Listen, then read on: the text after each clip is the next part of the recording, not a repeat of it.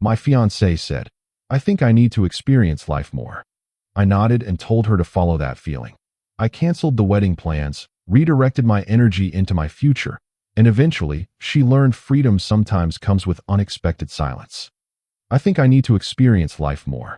She said it the way someone announces they want to switch shampoo brands. Calm, casual, like it was the most reasonable sentence she'd ever let out of her mouth. I set my fork down on the table. Not dramatically, not with a crash or a clatter. Just set it down. Looked at her. She was still cutting into her chicken, not even fully meeting my eyes yet. Like she'd rehearsed the line but hadn't rehearsed the part where she had to look at me after she said it. I watched her for a long moment. And then I said, "Then follow that feeling." That was it. No raised voice. No trembling jaw. No questions about what that even meant or who she'd been talking to or what happened to the wedding we had scheduled in 6 months. Just, then follow that feeling. She finally looked up. And I'll be honest with you. What I saw in her eyes in that moment was not relief. It was confusion. Mild panic. The look of someone who had prepared for a storm and walked out to find clear skies. She opened her mouth. Closed it. Opened it again.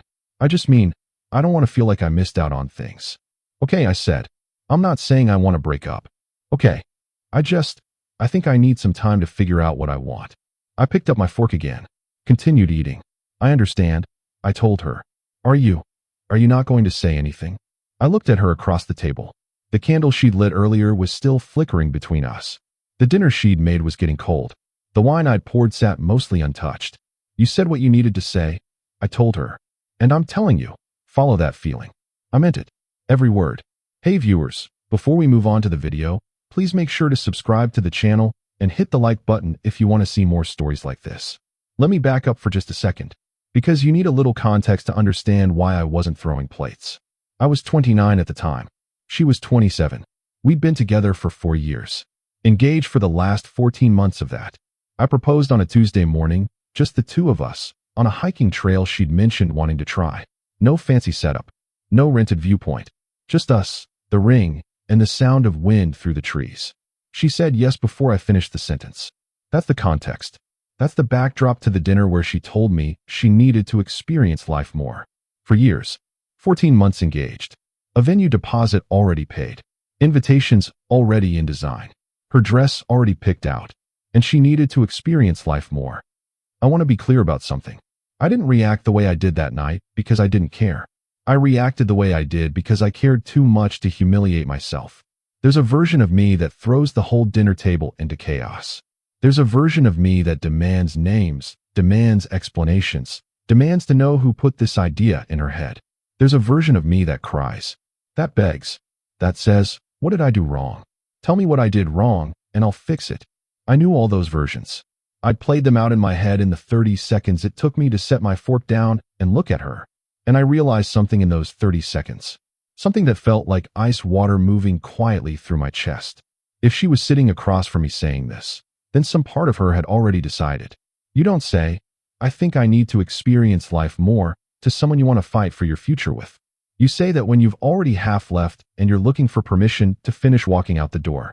So I gave her the permission. Quietly. Without fanfare. And I watched her face do something she hadn't expected, go completely still. She slept in the bed that night.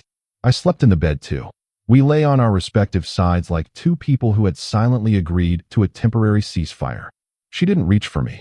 I didn't reach for her. In the morning, she made coffee. Poured me a cup without being asked. Set it next to me while I read on the couch.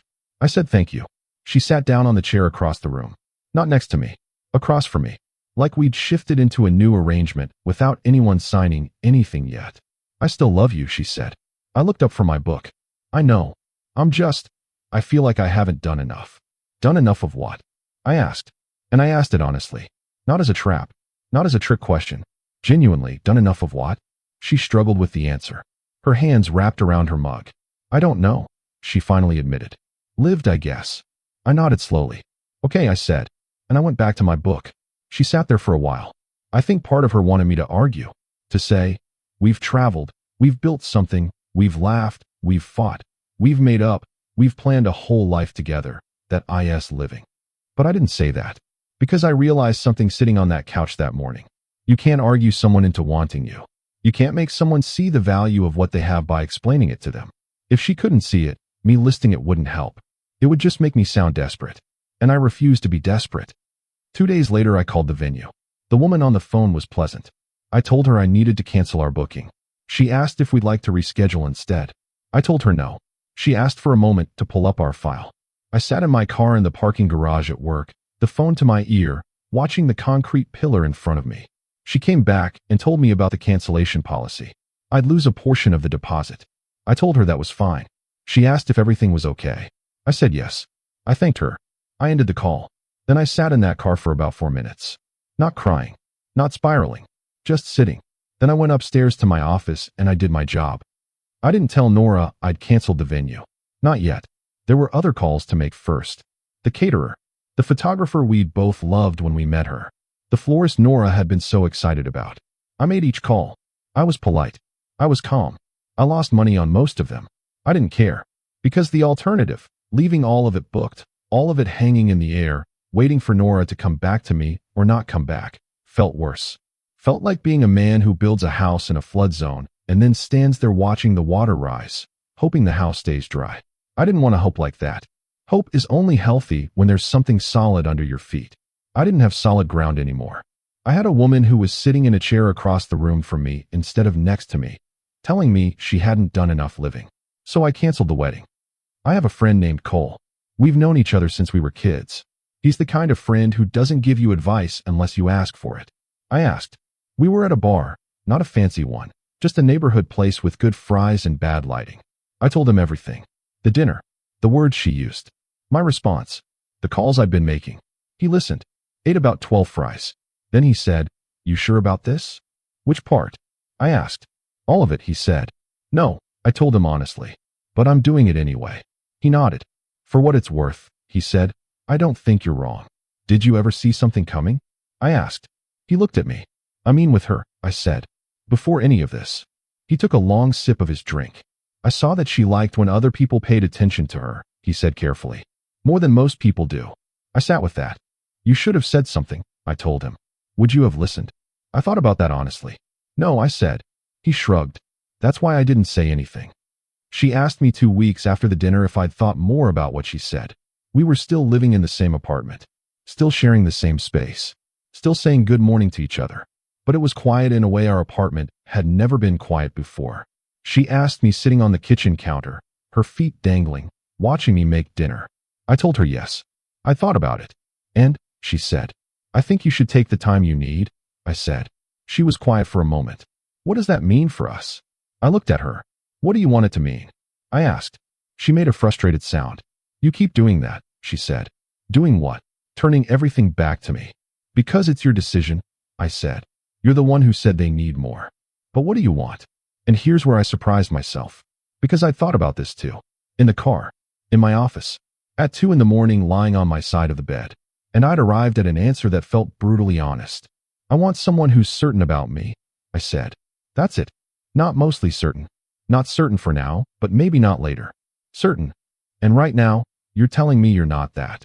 So I'm giving you the space to figure out if you can get there." She was quiet for a long time. "What if I can't?" she whispered. "Then I'll survive that too," I said. And I went back to making dinner. She moved out a month later. It wasn't dramatic. She'd been staying at her friend Qley's some nights already. When she finally said she was going to officially go, I helped her carry boxes. We didn't fight. We didn't cry. Well, she cried a little. I didn't. Not in front of her. When the last box was in her car, and she stood by the door of my apartment looking at me, she said something I didn't expect. "I thought you'd fight for me." I looked at her. "I've fought for you every day for 4 years," I said. Not like a war," I said, "but in the ways it matters." I showed up. I planned a future. I chose you consistently. Fighting for you now would mean convincing you to want something you just told me you don't want. That's not fighting for you. That's holding you hostage to my feelings. She looked like she wanted to say something, but she didn't. She got in her car. She drove away. I watched the street until her taillights disappeared around the corner. Then I went inside, sat on the couch, and felt the full weight of everything at once. There's a specific kind of quiet that fills a place when someone who used to live there is gone. It's not peaceful. It's not even loud. It's somewhere in between. The kind of silence that has a texture to it. I'd come home to the apartment and notice it. Her spot on the couch, The corner of the bathroom counter that had been hers, the second hook by the door that had held her keys. I didn't wallow in it. I won't pretend I was some monk about the whole thing either. Some nights were bad. Some nights I'd make dinner for 2 out of habit and then stand there staring at the second plate. Some nights I'd wake up at 3 a.m. with my hand reaching to the other side of the bed out of pure muscle memory. But I didn't call her. I didn't text her every thought that passed through my head. I didn't show up where I thought she might be. I cried exactly once, properly, fully cried, on a Friday night when a song came on that we used to play in the car. I cried for about 15 minutes. Then I washed my face, made myself a drink, and watched something on TV that had nothing to do with love. I redirected. That's the most honest word for what I did. I took every piece of energy that had been pointed toward building a future with Nora, every plan, every consideration, every thought of she would like this, or we should try that, and I turned it inward. I picked up the project at work that I'd been half-hearted about because I'd been too distracted. I started working out again properly, not just occasionally. I called my mother more. I read the books that had been sitting on my shelf for 2 years. I went on a trip by myself. A week, nothing fancy, just a different city where no one knew me and I could eat what I wanted and walk where I wanted and think without the apartment's silence pressing in. Cole joined me for the last 3 days. We didn't talk about Nora the whole trip. We talked about everything else. It was the first time in months I laughed until my sides hurt. I should tell you something I didn't know at the time. I found it out later, weeks later, from Qley, of all people. She reached out to me. Just a message. She said she wanted me to know something, and that Nora didn't know she was telling me. She said there was a man, a guy Nora had met at a work function about 3 months before the dinner. His name was Derek, Nora's age, the kind of man who uses the word spontaneous to describe himself. They hadn't done anything, Qley told me, but they talked. A lot. And he had filled Nora's head with this idea that her life was somehow smaller than it could be, that she was settling into a routine, that she was too young to stop exploring, that she deserved to find out who she really was before locking into anything permanent. Qley told me this with what I could only read as guilt in her message, because she had watched it happen, watched this man plant seeds in Nora's head over months of conversations, and said nothing, because it wasn't her place. I read the message sitting in my car in a parking lot, and I felt 2 things at once. The first was a fresh, sharp wave of something, not anger, exactly, more like understanding a puzzle piece that had been missing. The second thing I felt was tired, not the kind of tired that sleep fixes, the kind of tired that comes from realizing you've been trying to compete with a ghost for months without knowing the ghost even existed. I wrote Qley back. I told her I appreciated her telling me, and I meant it. I didn't ask for more details. Didn't ask what Nora had said about me during those months. Didn't ask what Derek looked like or what his appeal was. I didn't need to know. I already knew the only thing that mattered. The rest was just texture. Here's the thing about someone like Derek. He's charming in the way that a sparkler is charming. Bright, exciting, a little dangerous feeling. And then it burns out. Because spontaneity is not a life plan. Because you deserve to explore loses its romance the moment the exploration starts costing you things you actually wanted. I knew that. I just had to wait for Nora to learn it herself. Not because I wanted her to suffer, but because that's the only way some lessons land. You can't teach a person the value of something they gave away. They have to arrive at it by themselves, in their own time, in their own way. About 2.5 months after she moved out, she texted me. Just, hey, how are you? I waited a full day before responding. Not as a game. I just needed to decide if I wanted to open that door. I texted back, good, keeping busy, hope you're well. Brief, warm enough not to be cruel, cold enough to mean nothing. She wrote back quickly, I miss talking to you. I stared at that for a long time. Then I put my phone face down on the desk and went back to work. I didn't respond until that evening. Take care of yourself, Nora. She didn't text back that night. The silence from me was not a strategy. I want to be clear about that. Some people read stories like this and think the man was playing chess, making calculated moves, counting days between responses, engineered to draw her back. That wasn't it. The silence was genuine. The silence was me protecting the version of myself I was building. The version that wasn't waiting at the window anymore. Because I'd made a decision somewhere in those first weeks alone. I decided that if Nora ever came back, if she genuinely came back, not just because Derek had turned out to be less exciting in practice, she would have to come back to a man worth returning to, not a man who had spent 5 months sitting in an empty apartment holding his breath, Not a man who had let himself fall apart at the seams. A man who had taken the gut punch of what happened, stood back up, and got on with it. Because that's what I deserve to be. For my own sake. Not for hers. For mine. I started going to a gym near my office. There was a guy named Owen who worked at the same company, different department, who I'd only ever nodded at in the hallway. Turns out he went to the same gym. We started going at the same time a few days a week. He had just gone through a divorce. 18 months prior. 2 kids, shared custody, new apartment, whole rebuild. He never complained. He'd just show up and work. I admired that. One day at the gym he said, out of nowhere, "You know what the hardest part was for me?" I said, "What?" "Accepting that she didn't want to be saved," he said. "I kept trying to be the person who saved the marriage. And she didn't want saving. She wanted out. And me trying to save it just drew the whole misery out longer." I thought about that. "How did you stop?" I asked. He thought for a second. "I stopped the day I realized I was waiting for her to give me back my self-respect," he said. "And then I understood she couldn't give me something I had to give myself." We didn't say anything for a while after that. Just kept going. She called me on a Thursday evening for months after she moved out. I saw her name on the screen. I let it ring. Watched it ring 4 times. Then I answered. "Hey," she said. "Hey," I said back. A pause. Can we meet for coffee or something?" I didn't answer immediately. "Why?" I asked. "I just want to see you." "Nora." "I know," she said quickly. I know. I'm not trying to do anything weird. A lot has happened and I want to talk to you." I leaned back in my chair. Outside my window, the city was doing what cities do at dusk, getting lit up slowly. "Are you okay?" I asked. "Not really," she said, and her voice cracked on that. "Slightly." "Okay," I said. "Sunday. The coffee place on Morrison. 11. She said. "Okay. Thank you." I want to tell you I walked into that coffee shop indifferent. I want to tell you I'd fully moved on by then, that I saw her face and felt nothing. That would be dishonest. I felt things. I walked in and she was already there, sitting at a corner table, her hands around a mug. And she looked at me the way you look at something you let go of, and then spent months regretting. I sat down, ordered a coffee, and I looked at her across the small table. She looked the same. She looked different. She looked tired in a way she hadn't looked before. "You look good," she said. "Thank you," I said.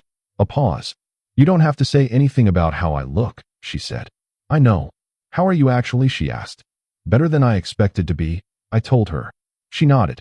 She turned her mug in slow circles on the table. "It didn't work out," she said. I didn't ask for clarification. I just waited. "With Derek," she said. There it was. Out in the open. "I know about Derek," I said. Her eyes snapped up. "Kayla told me." She looked like she'd been punched softly. When? "Months ago," I said. "Right around the time you moved out." She went quiet. I watched her process that. "Were you angry?" she asked. "Yes," I said. "For about 20 minutes. And then I understood." She looked at me. "How?" she asked. "Because it made sense," I said. Not in a way that made it okay, but in a way that made everything add up. She looked down. "I want you to know I didn't. Nothing happened before we." "I believe you," I said. "But something was already happening," I said. "In your head. For months." She didn't deny it. That was the first honest silence she'd given me. "He told me things," she said quietly. "I know," I said. "He made it sound like I was missing something." "I know. I wasn't missing anything," she said. And her voice broke on that last word. Fully broke. I had everything and She pressed her fingers to her lips. I didn't lean over to comfort her. I stayed where I was. Not to be cold, but because I understood that what she was feeling right now was important. That sitting with it, fully, without anyone pulling her out of it early, that was what she needed. More than my hand. More than my reassurance. She took a breath. Steadied herself. "I'm sorry," she said. And she meant it. "You can always tell." "I know," I said. "I forgave you a while ago." She looked at me. "You did?" "For my own sake," I told her. "Not for yours. There's a difference." She absorbed that. Is there any?" She stopped herself. Started again. "Do you see any way forward for us?" I looked at her, and I took my time with the answer. Because she deserved an honest one. Not a fast one. Not a kind-sounding one that was actually a lie dressed in gentle clothes. "I don't know," I said. "That's not the same as no," she said. "It's not the same as yes either," I said. "What I know is that I'm not the same person I was 6 months ago. And you're not either. And if there's ever anything between us again," I paused, "it would have to be built completely differently." "On what?" she asked. "On you being certain," I said. Not because I made you certain. Not because Derek failed and now I'm the safe choice. But because you know, from you, what you want and what you don't want. And you've sat with both long enough to trust them. She nodded slowly. Tears were tracking quietly down her face. She didn't wipe them. I don't think I'm there yet, she whispered. I know, I said. That's okay. We finished our coffees. We walked out together. We hugged briefly at the corner, the kind of hug that holds for years in it without saying so. Then we went in opposite directions. I walked 3 blocks before I stopped at a light and just stood there. The city moved around me. Strangers with their coffees and their dogs and their Sunday routines. I stood at that light and felt the exact shape of where I'd been and where I was now. And the shape was strange. It wasn't the shape of a happy ending. It wasn't the shape of pure loss either. It was something in between. Something that looked, from a certain angle, like the beginning of something I hadn't been able to see when I was still standing inside the old story. I should tell you about what the months had added up to. Not just emotionally. Practically. Without the wedding costs hanging over me, and despite the money lost on deposits, I'd been putting money away cleanly. I'd been promoted at work. Not because I'd stopped caring about everything outside of work, but because redirected focus is still focus, and I'd been sharper than I'd been in years. I'd been sleeping better. Not perfectly, but better. I'd finished 4 books I'd been meaning to read for years. I'd started cooking properly. Actual meals, not the half-hearted bachelor food I defaulted to in the first weeks. I'd called my mother every week without fail. She'd noticed. She'd said, "You sound like yourself again." I told her I was working on it. She said, "I know." She'd never said a word against Nora. Not once. But she'd always said, quietly, in the spaces between other conversations, that she wanted me to be happy. Not comfortable. Not adjusted. Happy. I was starting to understand the difference. Cole threw a small get-together in early spring. Maybe 12 people. His apartment. Good food, good drinks, easy conversation. I met a woman named Ren. She was a friend of his girlfriend's. She'd recently moved to the city for a job she'd wanted for years. She was funny in the way that sneaks up on you. Quiet, and then suddenly devastating. We talked for most of the night. About nothing important. About everything, also. At the end of the night, she handed me her number on a paper receipt she'd pulled out of her jacket pocket. Old school, she said. I like it, I told her. She smiled. She left. Cole appeared at my shoulder approximately 4 seconds later. So he said. Don't, I said. I'm just saying. You're not just saying anything. You're about to say a lot. He grinned. She's a good person, he said. From what his girlfriend says. Her name is Ren. I said. I know her name, he said. I invited her. I looked at him. He gave me the most aggressively innocent expression he was capable of. Cole. What? Did you? Did I what? Did you plan this? He picked up his drink. I think the word you're looking for, he said, is cared. I texted Ren 3 days later. We got coffee. Not at the coffee place on Morrison. A different one. She was easy to be with in a way that felt unfamiliar at first, because it was uncomplicated. No undercurrent of uncertainty. No sense of someone half present. Just a person, present, interested, honest. I told her I was recently out of a long engagement. I told her I was doing well, but still figuring out the edges of myself. She told me she understood that. She'd moved across the country for a job, left behind a relationship and a whole version of herself she'd outgrown. You don't seem like someone who's a mess, she said. I had my mess phase privately, I told her. She laughed. I respect that, she said. We didn't fall into anything quickly. We went slowly, carefully, not because either of us was afraid, but because both of us knew what it felt like to have rushed something before and the particular kind of regret that comes attached to that. Nora texted me once more. About 7 months after the coffee shop. She said she'd been doing a lot of thinking. A lot of work on herself. She said she'd started seeing a therapist. She said she understood things about herself now that she hadn't understood before. She said she thought about me often. She said she wanted to know if there was any chance.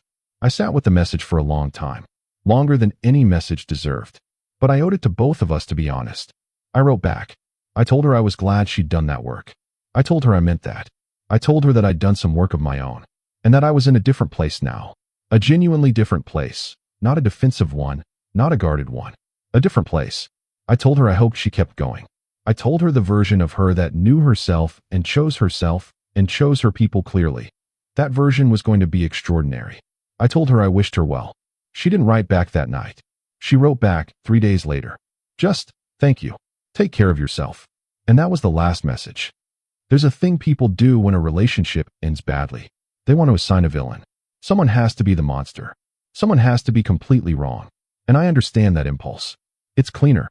It gives you somewhere to put the anger. But my experience was less clean than that. And I think honesty requires me to say it plainly. Nora was not a villain. She was a person who got turned around by someone who said exciting-sounding things, who let doubt get planted where certainty used to live, who was 27 and hadn't fully figured out what she wanted, which is not a crime, by the way. What she did was wrong in the way it happened. The not saying anything for months. The allowing someone else to fill her head while still wearing my ring. The expecting me to fall apart in a way she could then manage. That part was wrong. But she wasn't a villain. And I wasn't a saint either. I'm sure there were things I missed. Ways I could have been more attentive. Conversations we should have had. Spaces in our relationship that had gone unchecked for too long. I think about that sometimes. Not to torture myself. Just to be honest. To make sure the next version of me that loves someone, loves them more completely, more actively, more eyes open. The version of the story people want to hear ends one of two ways. Either Nora comes back, fully changed, and I take her back in a meaningful, earned way. Or she comes back and I turn her away, standing in a doorway, composed and untouchable, the music swelling behind me. My story doesn't end either way. My story ends in the middle of a Wednesday. I'm at my desk. The city outside is gray with early spring cloud. I have a good coffee. I have work I find interesting. I have Qley, who still makes me laugh harder than anyone I know. I have my mother, who calls on Sunday and asks about my week and tells me small things about her garden. I have Ren, slow and careful and real. I have a version of myself I like. I have an apartment that's quiet in a way that's peaceful now. Not textured, not haunted, just quiet. And that's enough. More than enough. Here's the thing about, I think I need to experience life more. It sounds like liberation. It sounds like someone finally speaking their truth. And maybe it was. Maybe for Nora, in that moment, it was the most honest sentence she'd said in months. But freedom has a price. And the price isn't always obvious until you're standing in the middle of it. The price is the person who nods, who says, follow that feeling, who then quietly, without bitterness, without drama, without a single begging phone call, removes himself from the equation. The price is the silence that follows. The silence that doesn't chase. That doesn't explain itself. That doesn't send long messages at midnight. The price is waking up one day and realizing the person you thought would always be there. The person you thought you could leave and come back to, because people like that always wait, is somewhere else. Not with someone else, necessarily. Just somewhere else. Somewhere you can no longer reach simply by wanting to. That's the price. And I think the thing that got her, the thing that she didn't expect, was that I didn't hate her. I didn't become bitter. I didn't fall apart publicly. I didn't become a story about a man destroyed by a woman. I became a man who got handed something painful and chose, actively chose, to make something worthwhile out of it. That's harder to process, I think, than anger. Anger gives you something to push against. Quiet growth doesn't. Quiet growth just stands there, going about its life, unbothered. And that, more than anything I could have said, more than any fight I could have picked, more than any amount of begging or ultimatums, that was the answer she didn't have a response for. I'm not telling this story to be vindicated. I'm not telling it to prove I handled everything perfectly, because I didn't. I'm telling it because there's something important in the space between fight for it and let it go. Most people live in one extreme or the other. They either hold on past the point of sense, or they burn everything down the moment it hurts. What I found, accidentally, honestly, because I was too stunned to do anything dramatic in that first moment, was the third option. The quiet one. The one that says, I hear you. I believe you mean what you're saying. I love you enough not to make you stay where you're not sure. And I love myself enough not to wait in a space you're already halfway out of. So go. Genuinely go. Follow it. See where it leads. And I'll still be here. Not waiting. Not holding a torch in a dark window. But here. Living. Building. Becoming. And if the paths ever cross again, we'll both be someone worth meeting. She needed to experience life more. And I let her. And in the silence that followed, I experienced it too. Mine. Fully. Finally. Mine.